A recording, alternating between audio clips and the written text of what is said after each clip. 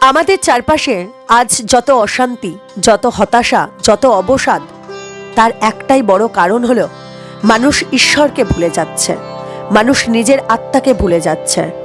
যদি আজ প্রতিটি বাড়িতে গীতার একটি বাণী প্রবেশ করে, প্রতিটি শিশুর মনে গীতার একটি শিক্ষা গেঁথে যায়, প্রতিটি যুবকের হৃদয়ে গীতার সাহস জাগ্রত হয়, প্রতিটি বৃদ্ধের মনে গীতার ভরসা জন্ম নেয়, তাহলে সমাজ আপনা থেকেই বদলে যাবে।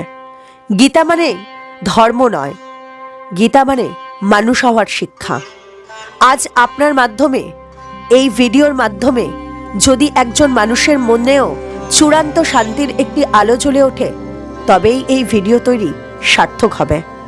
নমস্কার বন্ধুরা, আজ আমরা এমন একটি মহাগ্রন্থের কথা বলবো যা শুধুমাত্র একটি ধর্মগ্রন্থ নয়, এটি একটি পূর্ণ জীবন দর্শন।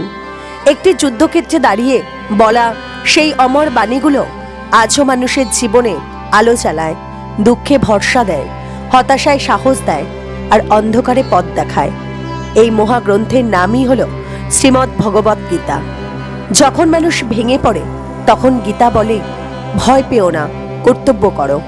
যখন মানুষ হাল ছেড়ে দেয় তখন গীতা বলে, ফলের চিন্তা নয়, কর্ম করাই তোমার অধিকার। আজকের এই ভিডিওতে আমরা খুব সহজ এবং হৃদয়স্পর্শী বাংলায় জানব গীতার 18টি অধ্যায়ের মূল বাণী, জীবনের বাস্তব সমস্যার সমাধান, ভয়, দুঃখ, লোভ, রাগ এবং হতাশা থেকে মুক্তির পথ।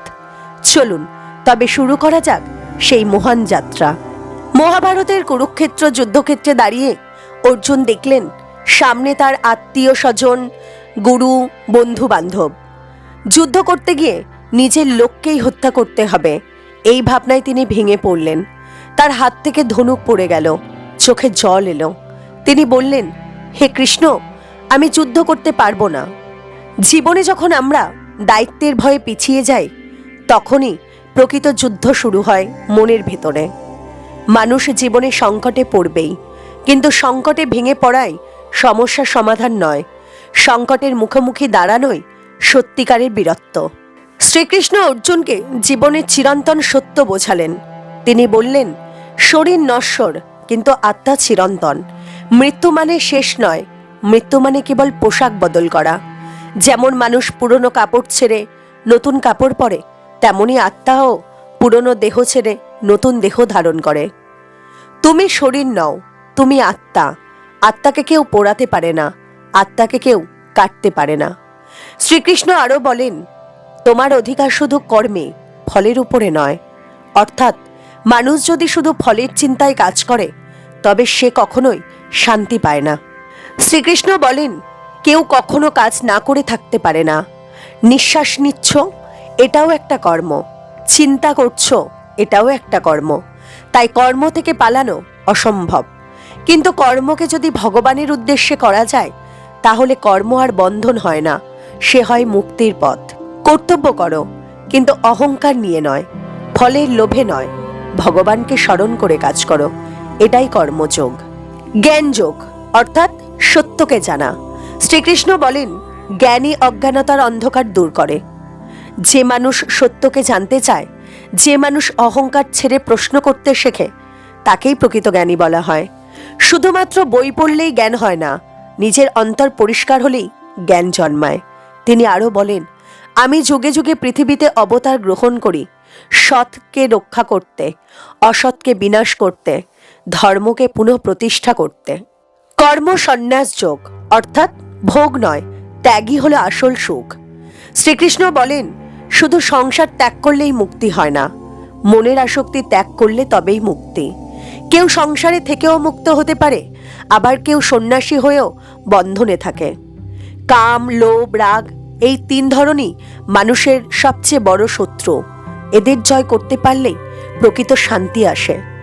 যে মানুষ নিজের ইন্দ্রিয় নিয়ন্ত্রণ করতে পারে, সুখ দুঃখের সমান থাকে, কাউকে কষ্ট দেয় না, সেই প্রকৃত যোগী। ধ্যান যোগ অর্থাৎ মনকে বশে আনা। ভগবান বলেন, মন মানুষের সবচেয়ে বড় বন্ধু, আবার সবচেয়ে বড় শত্রুও।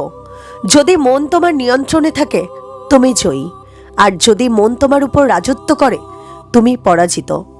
ধ্যানের মাধ্যমে মনকে শান্ত করা যায়, নিয়মিত ধ্যান করলে দুশ্চিন্তা কমে, রাগ কমে, হতাশা দূর হয় আর আত্মবিশ্বাস বাড়ে। এখনো আমরা যদি দিনে মাত্র 10 মিনিট চোখ বন্ধ করে ঈশ্বরকে স্মরণ করি, তাহলে জীবন অনেক শান্ত হয়ে যায়। জ্ঞান বিজ্ঞান যোগ অর্থাৎ ঈশ্বরকে সত্যিকারে জানা। শ্রীকৃষ্ণ অর্জুনকে বোঝান, ঈশ্বরকে শুধু মুখে মুখে জানলেই হয় না, তাকে হৃদয়ে অনুভব করতে হয়। তিনি বলেন, এই জগতে যা কিছু দেখা যায়, মাটি, জল, আগুন, বাতাস, আকাশ, সবই আমার সৃষ্টি। কিন্তু এর বাইরেও আছে আরও এক শক্তি, জীবাত্মা, যা আমারই অংশ। মানুষ সাধারণত ঈশ্বরকে বিপদের সময় স্মরণ করে, কিন্তু সুখের সময় তাকে ভুলে যায়। কিন্তু যে মানুষ সুখে দুঃখে সমানভাবে ঈশ্বরকে স্মরণ করে, লোভের জন্য নয়, ভক্তির জন্য তাকে ডাকে, তাকেই প্রকৃত ভক্ত বলা হয়। ভগবান দূরে নন, তিনি আমাদের মনের মধ্যেই বাস করেন। অক্ষর ব্রহ্মযোগ অর্থাৎ মৃত্যুর পর কি হয়। অর্জুন শ্রীকৃষ্ণকে প্রশ্ন করেন, হে কৃষ্ণ, মৃত্যুর পরে মানুষের কি হয়? কৃষ্ণ বলেন, মানুষ যেমন চিন্তা নিয়ে মারা যায়, পরবর্তী জন্ম তেমনই হয়। যে মানুষ মৃত্যুর সময় ঈশ্বরকে স্মরণ করে, সে আর জন্ম মৃত্যুর চক্রে ফিরেই আসে না। যে মানুষ শুধু টাকা, সম্পদ, লোভ নিয়ে মরে, সে আবার পৃথিবীর বন্ধনেই ফিরে আসে। শ্রীকৃষ্ণ বলেন, বাঁচার সময় ঈশ্বর চিন্তা করো, মৃত্যুর জন্য নয়, জীবনের জন্য ভগবানকে স্মরণ করো। আজ তুমি যেমন জীবন কাটাচ্ছ, আগামী জন্ম তেমনই গড়ে উঠছে। রাজবিদ্যা রাজগুহযোগ অর্থাৎ ভক্তির মহিমা। শ্রীকৃষ্ণ ভক্তির মহাশক্তির কথা বলেছেন। তিনি বলেছেন, আমাকে পূজা করার জন্য বড় বড় যজ্ঞ, দামি দামি উপকরণ লাগে না। যদি কেউ হৃদয় থেকে এক ফোঁটা জল, একটি ফুল, একটি ফল বা একটি পাতা ভক্তি ভরে আমাকে অর্পণ করে, আমি তাতেই সন্তুষ্ট হই। শ্রীকৃষ্ণ বলেন, পাপী হলেও যদি কেউ একবার সত্যিকারের মন দিয়ে আমাকে ডাকে, আমি তাকে ত্যাগ করি না। ভগবান ধনী গরিব দেখেন না, তিনি শুধু ভক্তির বিশুদ্ধতা দেখেন। বিভূতি যোগ অর্থাৎ ঈশ্বরের মহিমা ও বিরাটত্ব। শ্রীকৃষ্ণ নিজের ঐশ্বর্য এবং মহিমার কথা ব্যাখ্যা করেছেন। তিনি বলেছেন, আমি সূর্যের মধ্যে আলো, আমি পাহাড়ের মধ্যে মেরু, আমি নদীর মধ্যে গঙ্গা, আমি বীজের মধ্যে শক্তি, আমি মানুষের মধ্যে বুদ্ধি, আমি যোদ্ধার মধ্যে সাহস। অর্থাৎ এই পৃথিবীতে যা কিছু সুন্দর, শক্তিশালী এবং মহৎ, সবই ঈশ্বরের প্রকাশ। প্রতিটি ভালো জিনিসে ঈশ্বরকে দেখার অভ্যাস করলেই জীবন বদলে যাবে। বিশ্বরূপ দর্শন যোগ অর্থাৎ ঈশ্বরের আসল রূপ। অর্জুন শ্রীকৃষ্ণকে অনুরোধ করেন, হে প্রভু, আমি তোমার আসল রূপ দেখতে চাই। তখন শ্রীকৃষ্ণ নিজের বিশ্বরূপ দেখান। সেই রূপে অগণিত মুখ, অগণিত হাত, অসংখ্য চোখ, পুরো বিশ্ব তার দেহের ভিতরে। সব দেবতা, সব গ্রহ, সব মানুষ, সব জীবন, সবই তার ভিতরে বিলীন। অর্জুন ভয়ে কাঁপতে লাগলেন। তিনি বুঝলেন, এই কৃষ্ণ মানুষ নন, এই কৃষ্ণই সর্বশক্তিমান ঈশ্বর। ঈশ্বর শুধু আমাদের কল্পনার মধ্যে সীমাবদ্ধ নন, তিনি সমগ্র সৃষ্টির ভিতরে বিরাজমান। ভক্তিযোগ সবচেয়ে সহজ পথ। শ্রীকৃষ্ণ বলেন, এই সমস্ত পথের মধ্যে ভক্তির পথই সবচেয়ে সহজ এবং মধুর। যে মানুষ কাউকে হিংসে করে না, অহংকার করে না, সুখে দুঃখে সমান থাকে, কাউকে কষ্ট দেয় না, সবসময় ঈশ্বরকেই স্মরণ করে, সেই প্রকৃত ভক্ত। তিনি বলেন, আমি আমার ভক্তকে কখনো ত্যাগ করি না। ভক্ত যদি 1 পা এগিয়ে আসে, ভগবান 10 পা এগিয়ে যান। ভগবানের কাছে কিছুই না চাওয়াই হলো প্রকৃত ভক্তি। ক্ষেত্রজ্ঞ যোগ শরীর ও আত্মার রহস্য। শ্রীমদ্ ভগবদ্গীতায় শ্রীকৃষ্ণ মানুষের শরীর ও আত্মার পার্থক্য বুঝিয়েছেন। তিনি বলেন, এই শরীর হলো ক্ষেত্র, আর এই শরীরের ভিতরে যে চেতনা, আত্মা, সেটা হলো ক্ষেত্রজ্ঞ। অর্থাৎ শরীর পরিবর্তন হয়, মন পরিবর্তন হয়, কিন্তু আত্মা কখনো পরিবর্তন হয় না। মানুষ সাধারণত শরীরকেই সব মনে করে, কিন্তু শ্রীকৃষ্ণ বলেন, তুমি শরীর নও, তুমি সেই আত্মা যে শরীরের ভিতরে বসে সব দেখছে। যে মানুষ সত্যিকারের জ্ঞান লাভ করে, সে অহংকার ত্যাগ করে, সে কাউকে তুচ্ছ করে না, সে সুখ দুঃখে সমান থাকে, সে ভোগে আসক্ত হয় না। নিজেকে শরীর নয়, আত্মা হিসেবে চিনতে পারলেই মুক্তির পথ খুলে যায়। গুণত্রয় বিভাগ যোগ, অর্থাৎ সত্য, রজ এবং তম। শ্রীকৃষ্ণ মানুষের স্বভাবের তিনটি গুণ বুঝিয়েছেন। সত্যগুণ অর্থাৎ পবিত্রতা, এই গুণের মানুষ শান্ত, ধৈর্যশীল, জ্ঞানী, পরোপকারী এবং অহংকারহীন। রজগুণ অর্থাৎ আকাঙ্ক্ষা, এই গুণের মানুষ বেশি লোভী, বেশি উচ্চাকাঙ্ক্ষী, খুব দৌড়ঝাঁপ করে, ফলের প্রতি অত্যন্ত আসক্ত।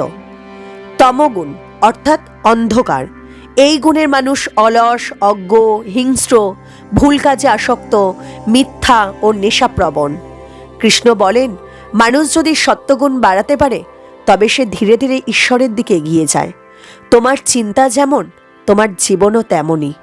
পুরুষোত্তম যোগ অর্থাৎ ঈশ্বরই সর্বোচ্চ। শ্রীকৃষ্ণ নিজেকে পুরুষোত্তম অর্থাৎ সর্বশ্রেষ্ঠ আত্মা হিসেবে পরিচয় দেন। তিনি বলেন, এই জগৎ একটি উল্টো অসত্য গাছের মতো, এর শিকড় উপরে, ডালপালা নিচে। এই জগতের বন্ধন কাম, লোভ, মোহ, অহংকার। এই বন্ধন কাটাতে পারলেই মানুষ ঈশ্বরের কাছে পৌঁছতে পারে। কৃষ্ণ বলেন, আমি সেই শক্তি যার দ্বারা মানুষ মনে রাখে, ভুলে যায় আর বুঝতে শেখে। যে মানুষ ঈশ্বরকে সবকিছুর ঊর্ধ্বে স্থান দেয় সেই প্রকৃত জ্ঞানী। দৈব ও অসুর সম্পদ যোগ, ভালো এবং মন্দের পার্থক্য। শ্রীকৃষ্ণ ভালো মানুষের গুণ ও খারাপ মানুষের গুণকে আলাদা করে বুঝিয়েছেন। দৈবগুণ অর্থাৎ ভালো গুণ, ভয় না পাওয়া, সত্যবাদিতা, দয়া, ক্ষমা, অহিংসা, লোভহীনতা, সংযম। আর অসুর গুণ অর্থাৎ খারাপ গুণ, অহংকার, রাগ, লোভ, হিংসা, মিথ্যা, নিষ্ঠুরতা, অবিচার। ভগবান বলেন, যে মানুষ অসুর গুণে ডুবে থাকে সে নিজেই নিজের ধ্বংস ডেকে আনে। তোমার অভ্যাসই ঠিক করে দেবে তুমি দেবতা হবে নাকি দানব। শ্রদ্ধাত্রয় বিভাগ যোগ অর্থাৎ বিশ্বাসের উপর শক্তি। শ্রীকৃষ্ণ বলেন, মানুষ যেমন বিশ্বাস করে সে তেমনই হয়ে ওঠে। তিন ধরনের বিশ্বাস আছে: সাত্ত্বিক বিশ্বাস, রাজসিক বিশ্বাস এবং তামসিক বিশ্বাস। সাত্ত্বিক বিশ্বাস হল ভগবান, সত্য, মানবতা এবং সৎকর্মে বিশ্বাস। রাজসিক বিশ্বাস হল শক্তি, টাকা, সম্মান এবং ভোগে বিশ্বাস। আর তামসিক বিশ্বাস হল নেশা, অন্ধকার, অজ্ঞতা এবং হিংসায় বিশ্বাস। মানুষ কি খায়, কি ভাবে, কি দেখে, সবই তার বিশ্বাসকে গড়ে তোলে। সঠিক বিশ্বাস থাকলে মানুষের পুরো জীবন বদলে যায়। মোক্ষ সন্ন্যাস যোগ অর্থাৎ গীতার চূড়ান্ত উপদেশ। শ্রীকৃষ্ণ এই যোগে সমগ্র গীতার সার কথা একসঙ্গে বলেছেন। তিনি বলেছেন, কর্ম ছাড়া কেউ থাকতে পারে না। ত্যাগ মানে কাজ ছেড়ে দেওয়া নয়, ত্যাগ মানে ফলের আসক্তি ছেড়ে দেওয়া। তিনি অর্জুনকে শেষবারের মতো বলেন, তুমি সমস্ত চিন্তা, ভয়, সন্দেহ ত্যাগ করে শুধু আমার শরণ নাও, আমি তোমাকে সব পাপ থেকে মুক্ত করব। এটাই গীতার শ্রেষ্ঠ বাণী। সর্বধর্মান পরিত্যাজ্য মামেকং শরণং ব্রজ, অর্থাৎ সর্বধর্মের হিসাব ছেড়ে শুধুই ঈশ্বরের শরণ নাও। অর্জুন তখন বলেন, হে প্রভু, আমার সমস্ত সংশয় দূর হয়েছে, আমি তোমার আদেশ পালন করব। এইভাবেই শেষ হয় শ্রীমদ্ ভগবদ্ গীতা।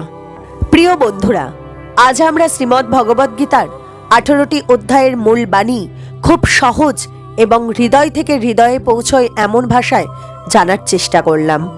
গীতা আমাদের শিখিয়েছে, জীবনে দুঃখ আসবেই, কিন্তু ভেঙে পড়লে চলবে না। কাজ করতেই হবে, কিন্তু ফলের লোভ নিয়ে নয়। শরীর নশ্বর, আত্মা অমর। কাম, ক্রোধ এবং লোভ এই তিন মানুষের সর্বনাশ ডেকে আনে। প্রকৃত শান্তি আসে ভক্তি, ত্যাগ এবং আত্মনিয়ন্ত্রণ থেকে। ঈশ্বর বাইরেই নয়, ঈশ্বর আমাদের মনের মধ্যেই বাস করেন।